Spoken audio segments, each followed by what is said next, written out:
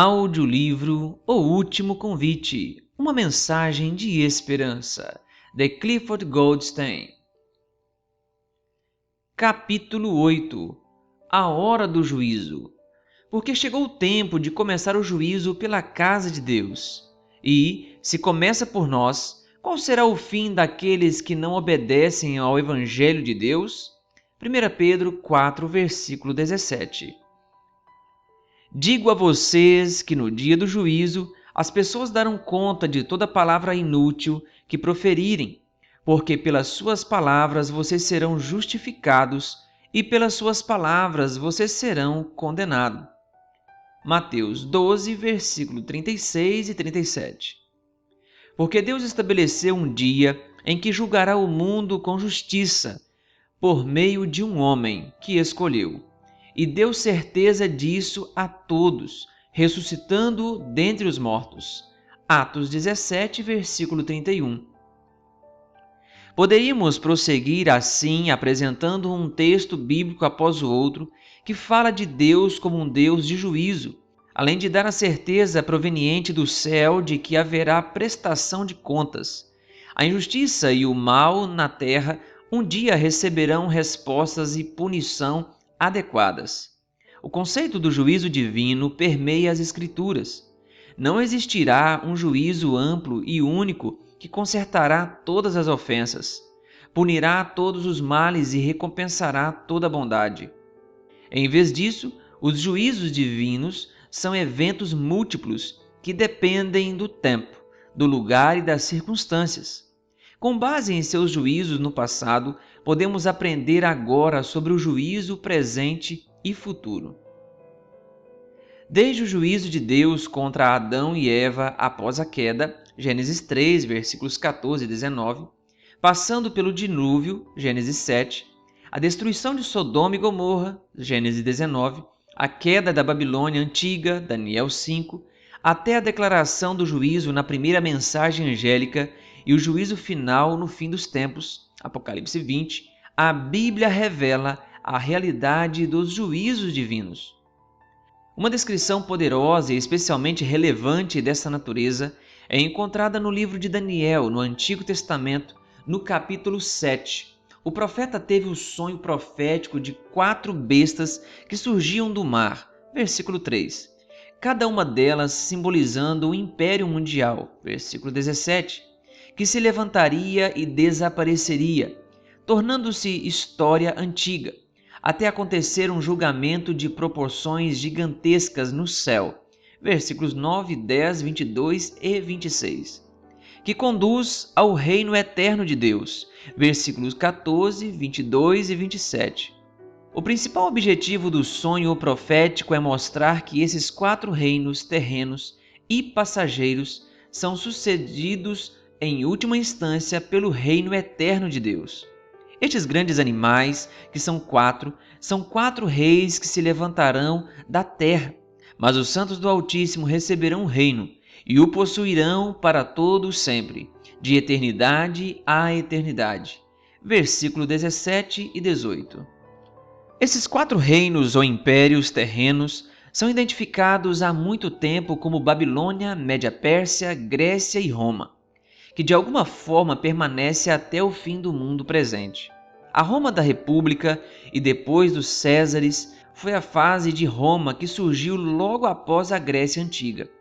No entanto, Roma, o 4º poder, existe até hoje, conforme predisse a profecia, pois continua até o fim do mundo, mas em sua fase papal. Aliás, a 4ª besta foi descrita com certas características que se encaixam muito bem com Roma medieval, as quais incluem, infelizmente, forte perseguição, versículos 21, 24 e 25. Em diferentes partes do capítulo, versículos 9, 10, 22 e 26, um juízo celestial do tempo do fim é descrito conduzindo ao reino eterno, que a Bíblia chama de novo céu e nova terra. Apocalipse 21, versículo 1, Isaías 65, 17, 66, 22 e 2 Pedro 3, 13. A primeira diz assim: Continuei olhando, até que foram postos uns tronos e o ancião de dias se assentou. Sua roupa era branca como a neve e os cabelos da cabeça eram como a lã pura. O seu trono eram chamas de fogo e as rodas do trono eram fogo ardente. Um rio de fogo manava e saía de diante dele. Milhares de milhares o serviam e milhões de milhões estavam diante dele. Foi instalada a sessão do tribunal e foram abertos os livros. Daniel 7, versículos 9 e 10. O ancião de dias, que no caso é um nome para Deus, tronos, livros abertos, cenário de juízo, fica claro que algum tipo de sala do trono cósmica está se descortinando perante todos esses outros seres celestiais. Considerando o que já vimos acerca do grande conflito e do interesse dos poderes e autoridades nas regiões celestiais, Efésios 3:10, isso não deveria nos causar espanto. O mesmo juízo é retratado posteriormente nas seguintes palavras: Eu estava olhando nas minhas visões da noite, e eis que vinha com as nuvens do céu alguém como um filho do homem. Ele se dirigiu ao ancião de dias, e o fizeram chegar até ele. Foi-lhe dado o domínio, a glória e o reino, para que as pessoas de todos os povos, nações e línguas o servissem. O seu domínio é domínio eterno, que não passará, e o seu reino jamais será destruído. Daniel 7, versículos 13 e 14. O ancião de dias, agora com o Filho do Homem, termo usado várias vezes no Novo Testamento por Jesus para se referir a si mesmo, Mateus 17, 22, 20, 18, 24, 30, Marcos 2, 10, 10, 33, Lucas 6, 22, 11, 30, 12, verso 10, 17, verso 22, João 6, versículo 53, 12, versículos 34, 13, versículo 31. Está em algum tipo de evento celestial, outra descrição do juízo que conduz diretamente ao reino eterno de Deus. Outra imagem do mesmo juízo, embora fale primeiro de acontecimentos aqui na terra, diz: até que veio o ancião de dias e fez justiça aos santos do Altíssimo. E veio o tempo em que os santos possuíram o reino. Daniel 7, versículo 22, conforme versos 26 e 27. Note, o juízo faz justiça ao povo de Deus. Nossa tendência é pensar em juízo como algo ruim, que leva à punição, o que em muitos casos é verdadeiro. Nessa situação, porém, pelo menos para os santos, termo bíblico para o povo de Deus em nada relacionado ao conceito popular de santo canonizados. O juízo lhes é favorável, pois faz justiça a eles. Como, porém, isso pode acontecer? Não fomos todos nós considerados pecadores? Não estamos cientes do quanto somos maus?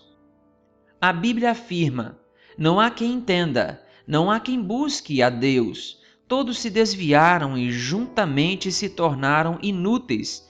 Não há quem faça o bem, não há nenhum sequer. A garganta deles é sepulcro aberto. Com a língua enganam. Veneno de víbora está nos seus lábios. A boca eles a têm cheia de maldição e amargura. Os seus pés são velozes para derramar sangue. Nos seus caminhos há destruição e miséria. Eles não conhecem o caminho da paz. Não há temor de Deus diante de seus olhos. Romanos 3, versículos 11 a 18.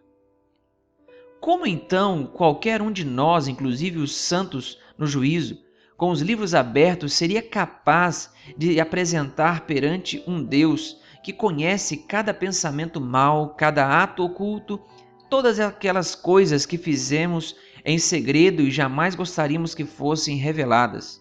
Ver Eclesiastes 12, versículo 14. Cada ato oculto, todas aquelas coisas que fizemos em segredo e jamais gostaríamos que fossem reveladas? Ver Eclesiastes 12, versículo 14.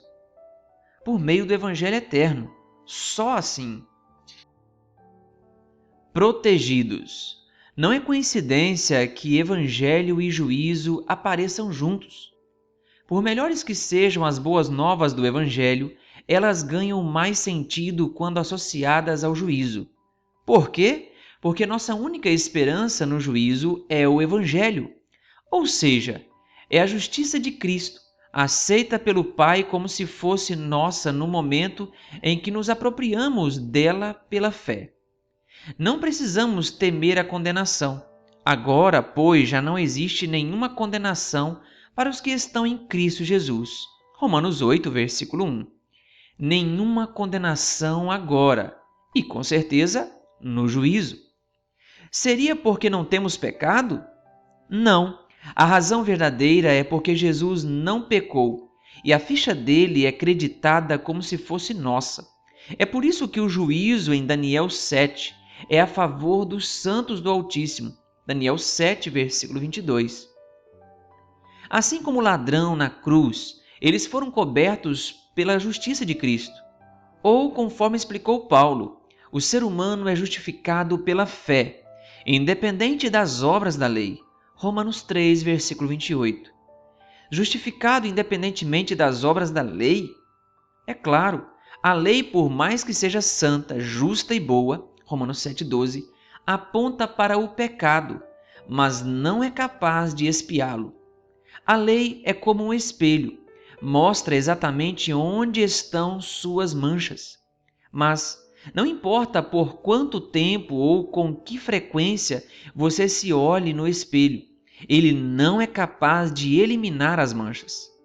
A lei revela o pecado, mas não oferece poder para vencê-lo nem pode perdoá-lo. Por isso, necessitamos do Evangelho. Uma expressão grandiosa da lei e do juízo de Deus pode ser encontrada no santuário do Antigo Testamento e, posteriormente, no Templo de Jerusalém, o centro de adoração do antigo Israel. É o mesmo templo no qual Jesus fez a célebre expulsão daqueles que profanaram esse lugar sagrado com sua ganância e um comércio exploratório, conforme Mateus 21, versículos 12 e 13. Foi ali que o povo de Israel aprendeu sobre o plano da salvação, o Evangelho eterno. Parte central dos ritos do santuário correspondia aos sacrifícios de cordeiros, bois e bodes. Cada um deles era um símbolo, um tipo, uma mini profecia da morte de Jesus na cruz, bem como de sua obra como nosso sumo sacerdote no santuário celestial.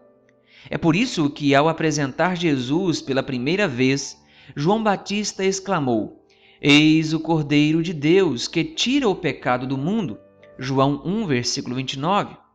Em vez de cada pecador morrer pelo próprio pecado, o Cordeiro, um símbolo de Jesus, morria no lugar do pecador.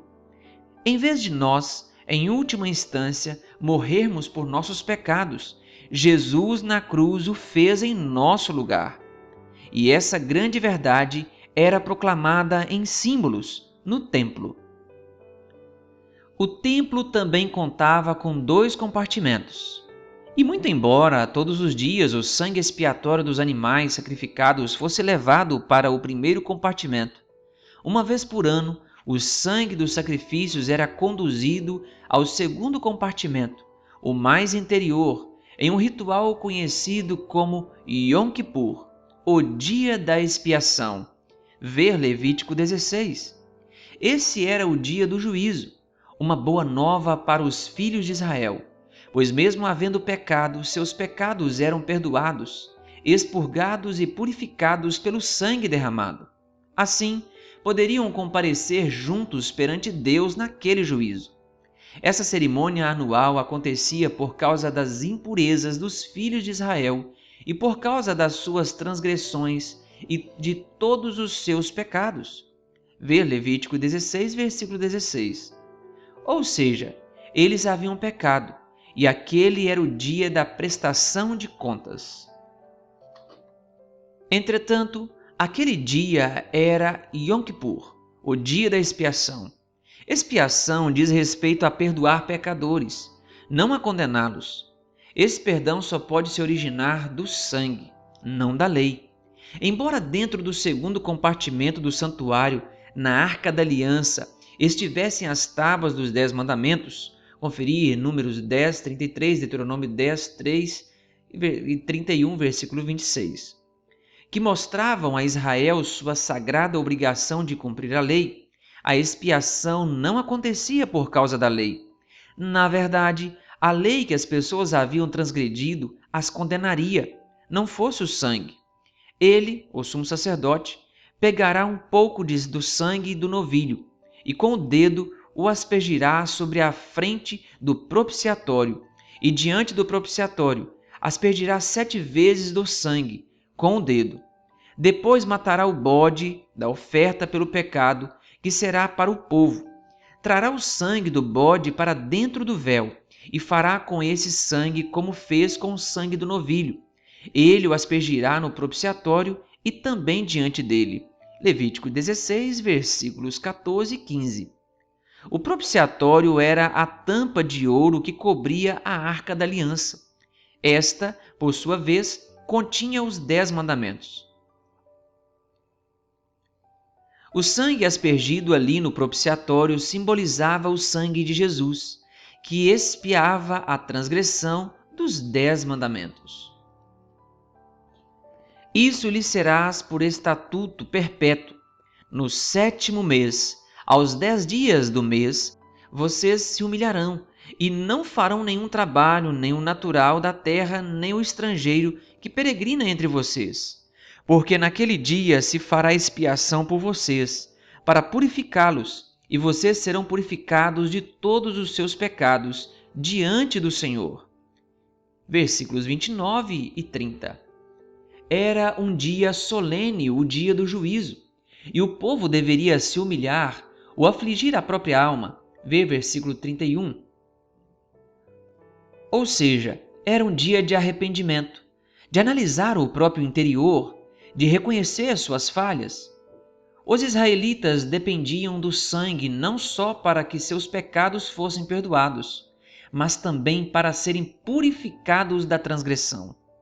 Desde a morte do animal até o sacerdote aspergindo o sangue no santuário, tudo prefigurava o Evangelho eterno. Apocalipse 14, versículo 6, no qual Jesus é primeiro o sacrifício e depois o sumo sacerdote. Um livro inteiro do Novo Testamento, Hebreus, explica que o santuário terreno era um símbolo do santuário celestial, no qual Jesus, após derramar o sangue na cruz, ato simbolizado pelo sacrifício de animais, agora ministra como nosso sumo sacerdote. Ora, o essencial das coisas que estamos dizendo é que temos tal sumo sacerdote, que se assentou à direita do trono da majestade dos céus, como ministro do santuário e do verdadeiro tabernáculo que o Senhor erigiu, e não o homem. Hebreus 8, versículo 1 e 2. Assim como o primeiro sacerdote intercedia pelos pecadores, levando sangue para dentro do santuário, Jesus, nosso sumo sacerdote no santuário celestial, intercede por nós também. Quem os condenará? É Cristo Jesus quem morreu, ou melhor, quem ressuscitou, o qual está à direita de Deus e também intercede por nós. Romanos 8, versículo 34. Por isso, também pode salvar totalmente os que por ele se aproximam de Deus, vivendo sempre para interceder por eles. Hebreus 7, 25. Meus filhinhos, escrevo-lhes estas coisas para que vocês não pequem, mas se alguém pecar, temos advogado junto ao Pai, Jesus Cristo, o justo. 1 João 2, versículo 1. Porque Cristo não entrou em santuário feito por mãos humanas, figura do verdadeiro santuário, porém no próprio céu, para comparecer agora por nós diante de Deus. Hebreus 9, versículo 24. Observe o tema aqui. Cristo está no céu, no santuário celestial, intercedendo por nós. Ele está na presença de Deus por nós. É um advogado por nós. É por isso que agora, no tempo desse julgamento, nós temos a certeza da salvação por causa daquilo que Cristo fez por nós na cruz, como nosso sacrifício, e por aquilo que faz por nós agora no santuário celestial, na função de sumo sacerdote. Mais uma vez, quem os condenará? É Cristo Jesus quem morreu, ou melhor, quem ressuscitou, o qual está à direita de Deus e também intercede por nós. Romanos 8,34. Por causa dessa intercessão, não existe nenhuma condenação para os que estão em Cristo Jesus. Versículo 1. Nenhuma condenação agora nem no juízo. Aliás, a mensagem do primeiro anjo sobre o juízo acontece no contexto do dia da expiação. Embora o livro do Apocalipse esteja repleto de imagens do santuário terrestre, conferir Apocalipse 1, 23, 5, versículo 5, 8, de 3 a 8, 11, versículo 19, 15, versículos 5 a 8, 21, versículos 1 a 8, não muito antes dos acontecimentos retratados nas três mensagens angélicas se desenrolarem, Apocalipse 11, 19 declara: Abriu-se então o santuário de Deus, que se acha no céu, e foi vista a arca da sua aliança no seu santuário. A única ocasião na qual o sumo sacerdote entrava no segundo compartimento, onde se via a arca da aliança, era durante o dia da expiação, o dia do juízo. Logo, a mensagem do primeiro anjo nos diz que é chegada a hora em que ele vai julgar.